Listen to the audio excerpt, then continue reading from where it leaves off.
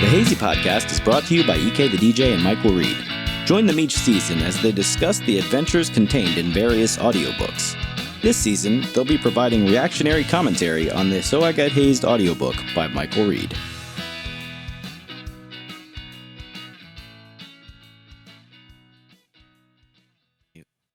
Where are you?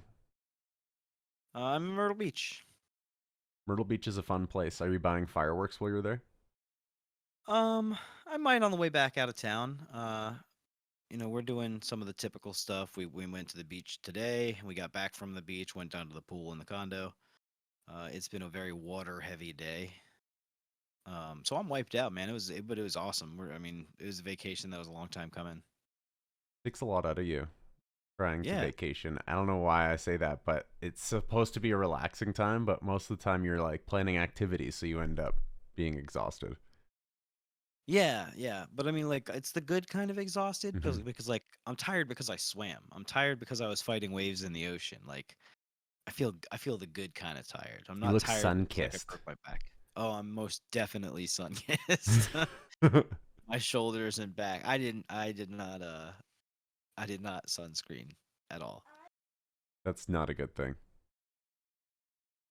And now you're distracted. Yeah. This is why got- video uh, will never work. Nah, video will work fine. This is why video will never work. You're gonna have This some is real drunk life. roommate stumble into the this- room. This is real life. Well, I don't have a roommate anymore. Well, I mean the little one. The little one is like a drunk Yeah, roommate. that drunk roommate. Yeah. Well, it's all right. He'll as he ages, he'll learn to respect the boundaries a little bit better. And in the meantime, this is real life. I've got a kid. True. True dat. This is what a sound engineer working at home deals with. I've got a kid. He's at the home studio. He's at the vacation studio. This is what it sounds like when kids cry. So, let's recap. Recapping. So you went to college, man. You made it. You made it from high school into college. You rushed a fraternity. You got in. And some really crazy things happened along the way. What do you think was the most dangerous thing you did while you pledged? Cocaine.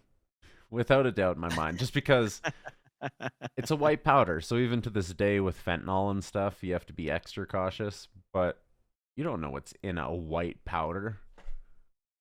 Okay, so a little But bit I mean, that more was a invo- self-choice. If you mean just like because I pledged.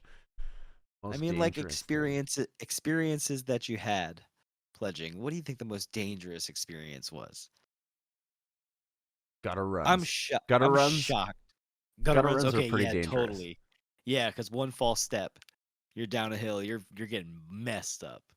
And Um, that's probably eating the bananas out of the toilet is probably not the best Ugh. for you. See, I never had to do that. That's pretty foul. I And think one last one.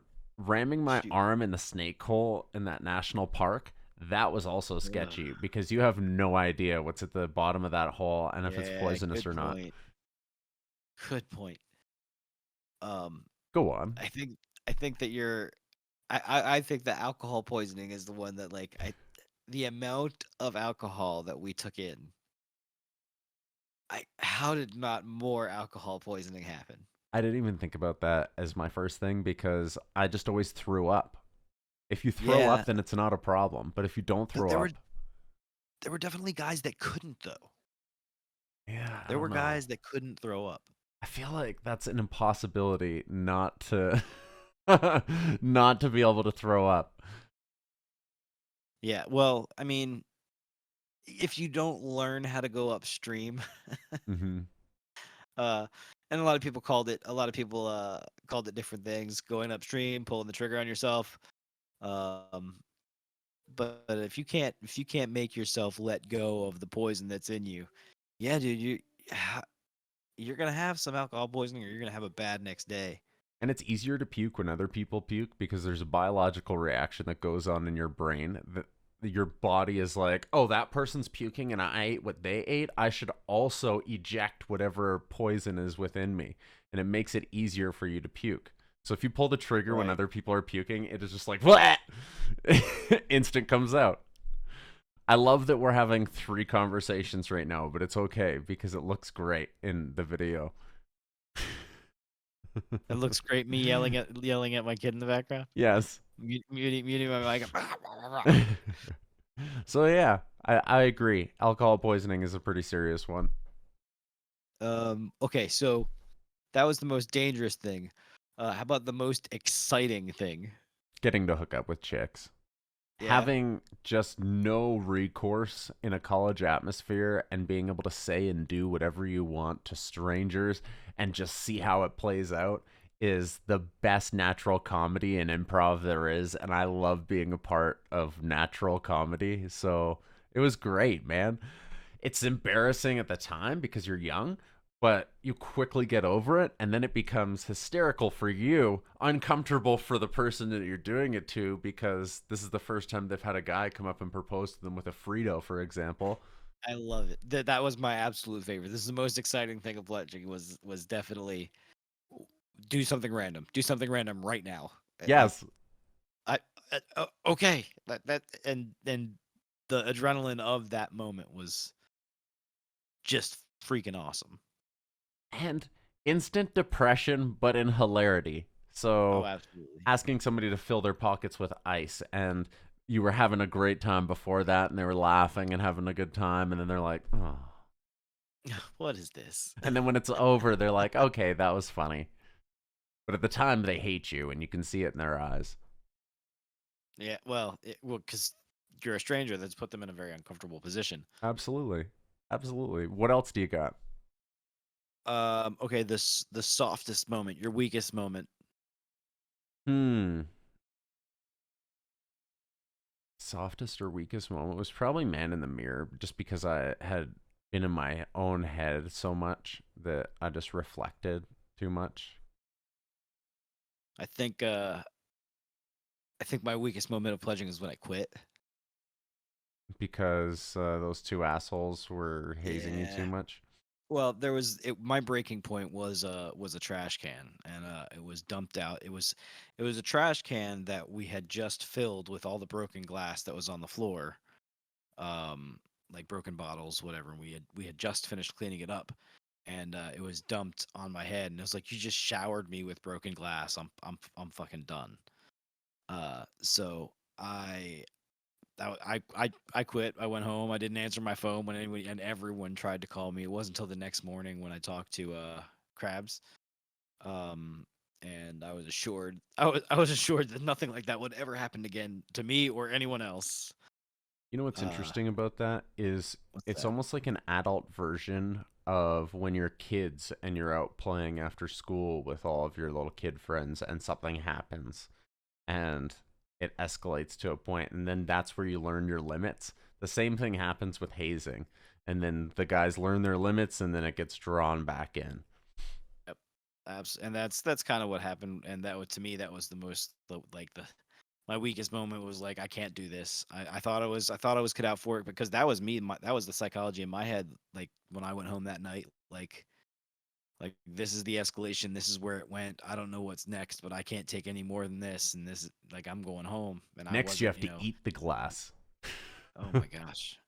you To you have be to fair, to consume be it fair next. though, there was definitely a moment where we were doing like a pledge Olympics type of situation where it was me against pledge from another fraternity, and that guy had to drink vomit, and who was with me was like, nah, our pledges don't do stuff like that. And I was like, nope, that I'm is out. not gonna happen. I'm And out. and that was like our fraternity brother. I was still pledging, but the fraternity brother that was that hazing me alongside the guy from the other fraternity, he was like, no, our pledges don't do that. Was We're it not doing was it a fraternity that has similar letters to that of the one with Jim Belushi in that that. fraternity Yes, movie? yes. Perfect. I I, feel like how that's could you? enough How layers could you that if somebody does possibly the have guessed research themselves, that it's not us that? saying They'll it. know. So that's yeah. That was probably my softest moments were those the glass man. That was it for me. So we got worst moment, softest moment. Uh, Most exciting moment. did we already go over most exciting moment? Well, yeah, that was what we were talking about with going up to Oh yeah, strangers. And you're right. so if you haven't noticed, I'm going through the awards. What else you got? So I'm trying to think, what were the awards that we gave out? There was Burnout, Okay, Skirt, so Meathead, is skirt weakest or is skirt most effeminate Softest. moment? Well, that's why I did Softest, because we gave out the Skirt Award for now. These awards that we're talking about now, we didn't. This wasn't touched on in the book. But Correct. at the weekly meetings of the fraternity, we would give out these awards, and a brother who won the award would have to wear the corresponding letters to the award for the week. Um, and some of those letters were good, and some of them were whatever. But yeah, so the skirt award was, it was effeminate, it was weak, um it was multi-tiered. Like it wasn't just for Because it effeminate wasn't goes just without saying. It was dressing up as women, right? what? The effeminate one, like that goes without saying that it would be when we dressed up as women. Oh, right, yeah, yeah. Like Krabs wore a pink shirt, so he got skirt for the week. Okay. Yeah. Like or at a frat party, Forrest took a call from his mom and said, "Love you, mom," right before he hung up. Like, Forrest loves his mom. He give him the skirt award. Biggest burnout moment. What would your biggest burnout moment be? Uh probably the blackout party when I had to like find out the next day what happened. Like when I lost my glasses and my clothes from the night before. And I think I told this story once in the podcast, but I basically there was drugs involved. I drank, I blacked out. The next morning I woke up in my bed naked, cuts on my hand, cuts on my both of my hands, and I couldn't find my clothes or my glasses. So I spent the day reaching So you're out to everybody blind. that I knew. Yeah, I spent the day like in my phone because I was blind, reaching out to everybody that I knew, trying to find out what happened the night before. And ultimately what happened was I was with a couple of brothers, and we popped a couple of pills, drank a couple beers, and went to the bar. And that's the last thing I remember. But apparently, we were at the bar. We were the life of the party at the bar, and then everyone got invited back to the frat house after the bar closed down because we had leftover keg, maybe liquor keg. I don't remember, but we had leftover keg at the frat house. So come back by. So everyone came back to the frat house where I had all my band equipment set up and the drum set and all that. So we jammed and people partied till like sunrise apparently, and then I guess after everyone left, I went into the guest bedroom that was empty at the time and took all my clothes off, folded them up nice and neat, put my glasses on top, and climbed out onto the roof. And then the window closed behind me. So I'm naked on the roof and I can't get back in the house. An American Uh, Pie tale in itself. so I start, trying to get back in. I break a window trying to get back in, hence the cuts on my hands. And when I couldn't get back in and I cut my hands, I went and knocked on the window of a brother who was living with me at the time at the frat house. And I was knocking on his window, and lo and behold, his girlfriend opens the curtains and sees me naked on the roof on the second floor. Just imagine her terror. Uh, Imagine and her he let excitement. so he lets me back in and puts me to bed. And it wasn't until he got home from work the next day that I found out the last part of the story. That's a good burnout story. Yeah, so that's I took it too far, and that was the last time I ever blacked out. Like, well, I think that might be. No, I've definitely blacked out a couple times. That's that was most definitely like, okay, I ended up on the roof. I couldn't get back in. I could have killed myself. That's enough of that. What's the next one on your list? Let's see. We did meet. We do meathead. I don't think so. But mine would All right. definitely be shoulder checking the guy outside the library. I should have just like avoided bumping into anybody at all. I don't know. That's like such a young, childish thing to do. See meathead. I went not a whole lot of moments where I would have gotten the Meathead Award. Um, maybe after during one of the breakups, I definitely punched a hole in a wall. That was after one of the breakups with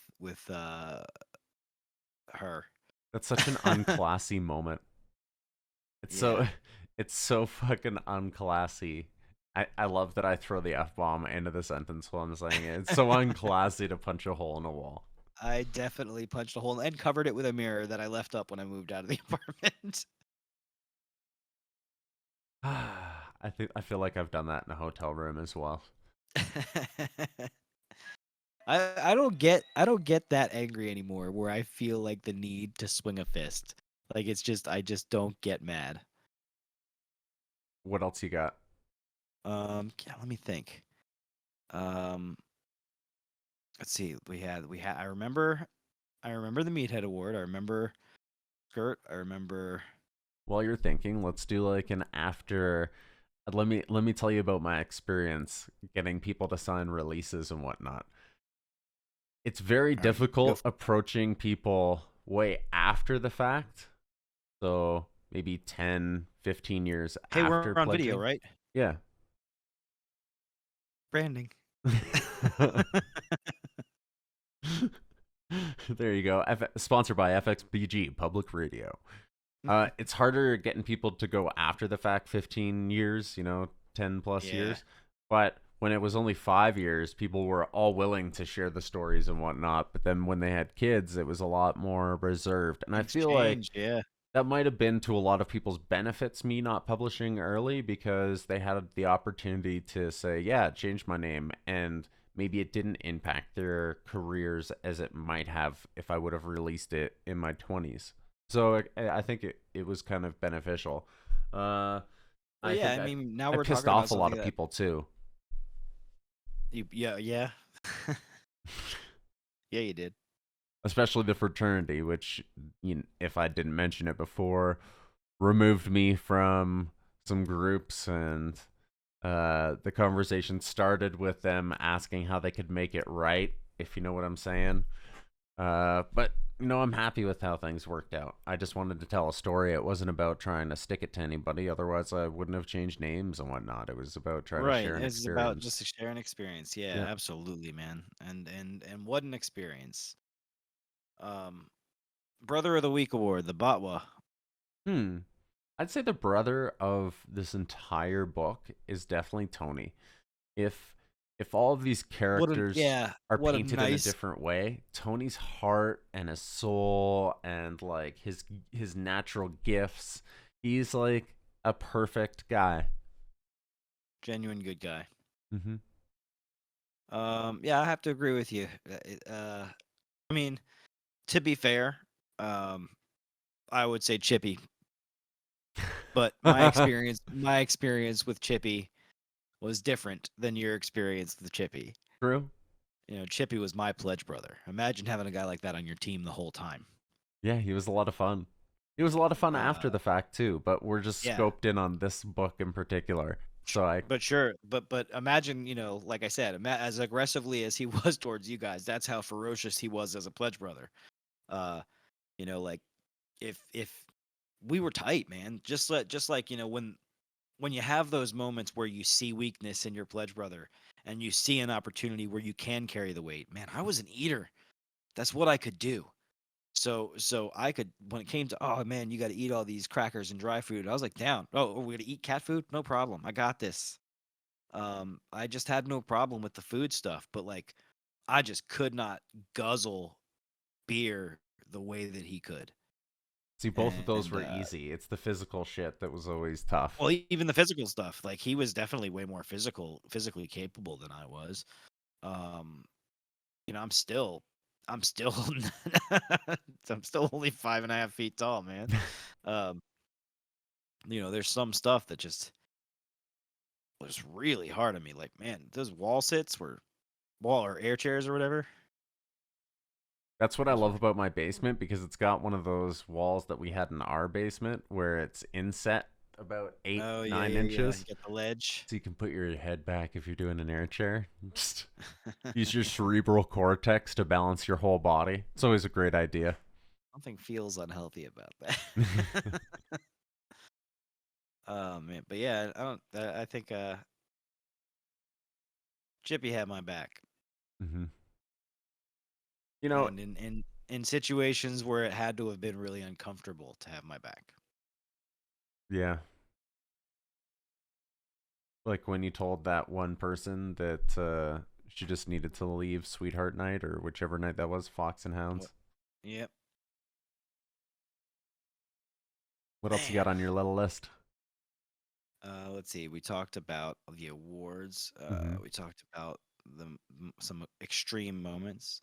Let's talk about long-term ties. Obviously, you and I we lost touch for a while, um, and only recently reconnected when you were chasing chasing signatures for your book hmm for the releases. Um, who'd you keep in touch with? Who did you stay in touch with all along? I'm always I've always been the same. I always leave all of my friendships on good terms, but I'm like the wind, bro. I just come and go as I kind of please, and I make like close ties with people, and then I kind of like drift off and become introverted, and then pick some other people that I want to hang out with for a bit. I'm a very weird that way. So with all of my fraternity brothers, I've been like that, just boop boop boop boop boop, going to different people and hanging out, which has given me a little bit of exposure of everybody. But I've been good friends with all of them until I moved back to Canada, and then it's harder to see people. And I haven't seen anybody here, so other than Is through chats and stuff. is there anybody that you stayed in fairly consistent communication with? Knowles, yeah. But other I than feel that, like it's not been f- like sporadic though. I took breaks from everybody. what about And that there wasn't was a necessarily on there was a purpose. there was a brother that had a connection to one of your family members though. A lot of them do. Which is insane. Just yeah, that's wild that you don't stay in more communication with. Like there's at least 3 or 4 that are good friends with our family that Huh. I didn't find out until afterwards. Um I'm asking you a question and I'm surprised by the answer as if I had a different answer. I don't think I stayed in touch. I don't think I stayed in touch with anyone. I And mean, was that just to distance yourself from no, that no, just environment? the side of no, just aside of like I have some of them are Facebook friends. A good couple years ago, I went through a bad breakup and had an issue with an ex that was finding new ways of communicating with me, and even though I didn't want to be communicated with, so I had to abandon an old Facebook, shut it down, and I made a new Facebook. And a lot of my old connections to fraternity brothers and sweethearts were on that old Facebook You profile. make it seem like you can't retrieve it and just grab all of the names or go to like one of our Oh, profiles and just I've look. since done that, Oh, okay. but that was something that happened a bunch of years ago, and Right. I at that time in my life, I wasn't talking with any of those people, so I wasn't really seeking out reconnecting. Hmm. Yeah, it's Um, tough to keep in touch with people, period, man. especially when you don't, you leave college. One of the one of the common bonds is that you're all in the same place. You're all Yes. from different places, but you're at college together. Once you leave college and you go back to, wherever life takes Real you, life? yeah, it's hard when someone's not right down the street that you can go get a meal with. And what's crazy is like I'm not that far from a handful of brothers. Um, I'm in Fredericksburg. There are brothers in Northern Virginia. There are brothers in Richmond that are less than an hour away from me in either direction that I could go and reconnect with. I guess it's just about taking the leap and reaching out, huh? Yeah, but it's a lot of work. And then with every Yeah. new person that you reinvite into your life, you have to also reinvite their emotions sometimes too, and their baggage, and it takes a lot to be able to manage everybody's shit. What are you getting at? you, you don't see all those bags packed up on the shelf behind you there? Wait, what are you talking about? I'm fine. I have no drama. What are you talking about? I know. Wink, wink. What else you got? Let's see here. Staying connected. What's next? What's next on the path? So like we've gone through pledging. You've made it in. Now Mm-hmm. what? Now we Uh, hear stories, right? yeah. So the next book I came out with is 101 plus stories of just different things that have happened to fraternity brothers and myself, and I think it's pretty funny. It's called So They Got Hazed.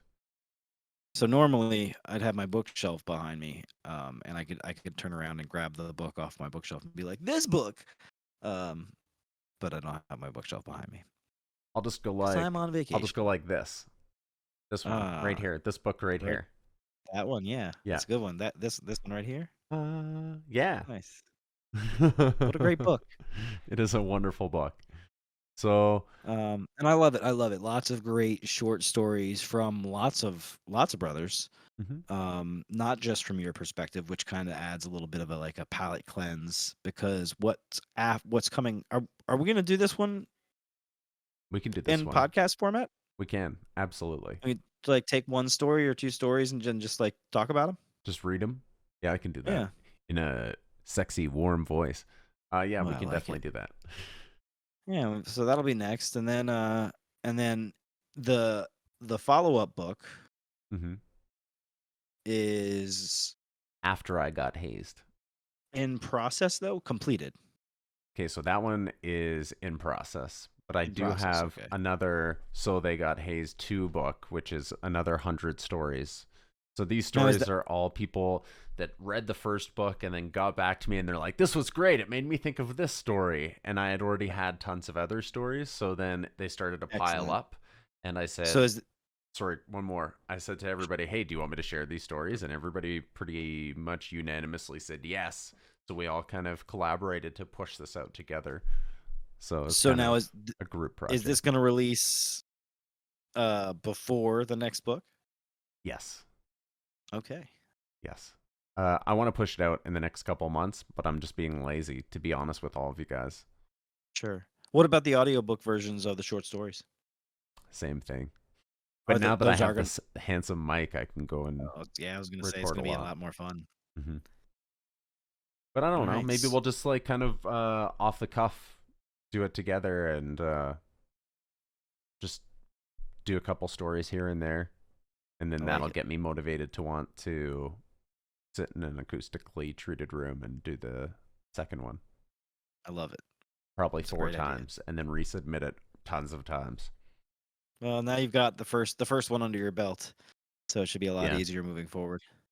And you know what? It's a lot easier to edit 101 individual stories that are 1 to 5 minutes than it is to edit a lot of things that could be a 30-minute block and you miss some things. Yeah, I can see that. Because scrolling through 30 minutes of audio is a lot different than it's editing 1/4 of a movie, right? Versus a 5-minute clip, which is editing a song.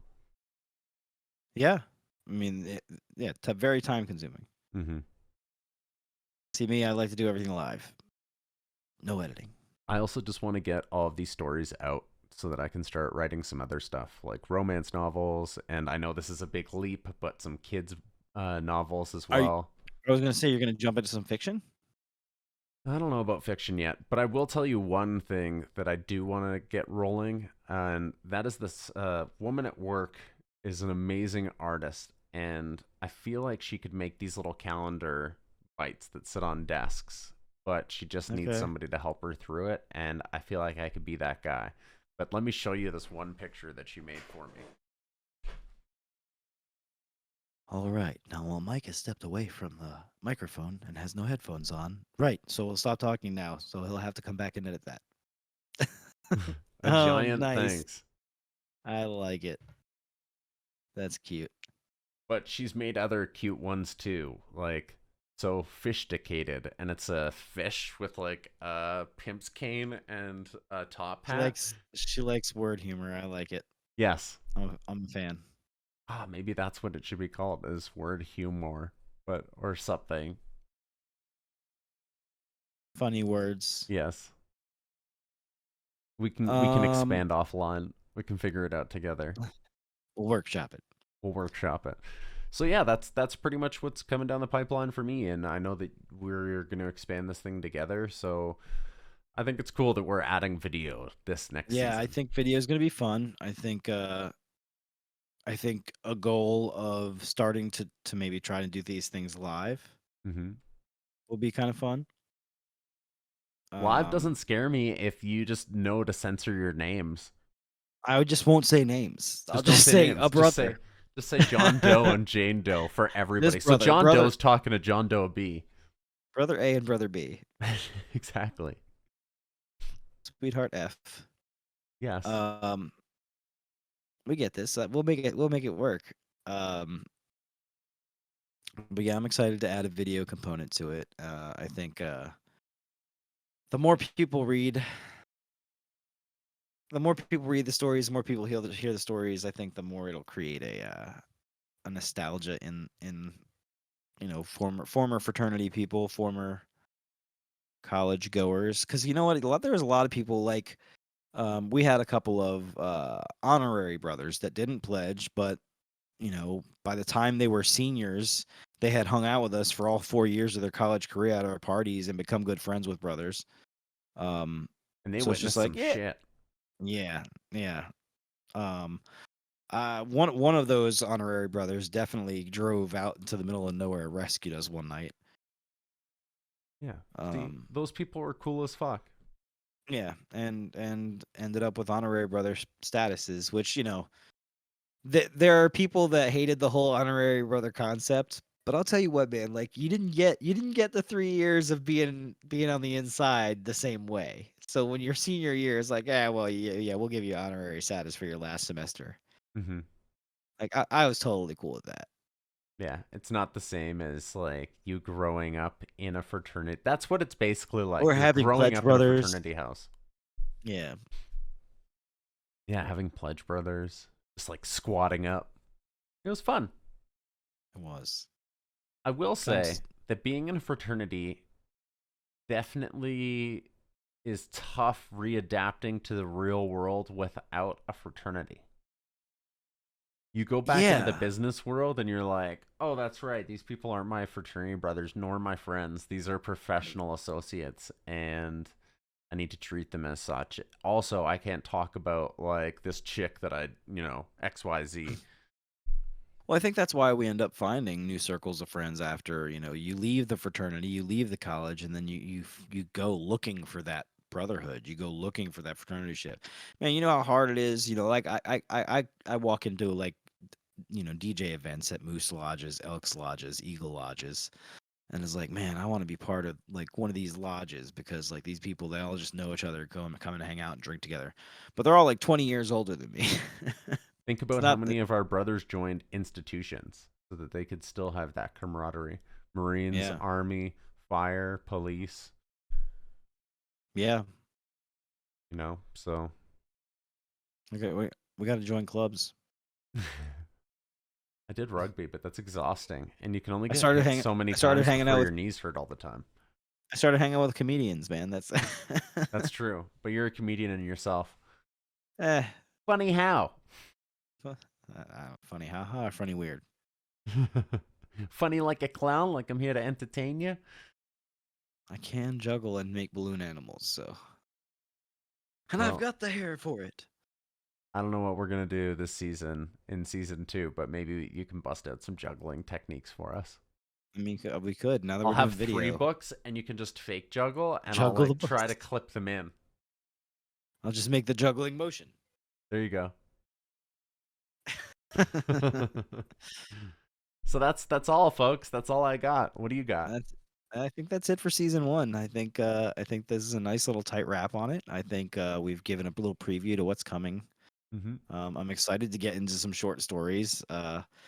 I've I've flipped through the pages many times and read a good handful of them. I don't think I've read them all. I've read a good handful though. Good Because bathroom I kind book, right? yeah, yeah, it's definitely my bathroom book. But it's good. It's good for that because it's like you can flip to any page, read a story, and it's like, oh, that was good. Mm-hmm. And I find myself doing this. Like, there's been times where I flipped to the same story and read it a couple of times because it's good. Makes you laugh. Makes me laugh. Like Dirty Mike and the Boys in the Soup Kitchen. Man, there's some Certain things that just make you laugh. there's some gold. There's some gold in that book. Well, thank you, sir, and thank you for a great first season. Yes, indeed. Thank you for a great book and so many more to come. Bye, everybody.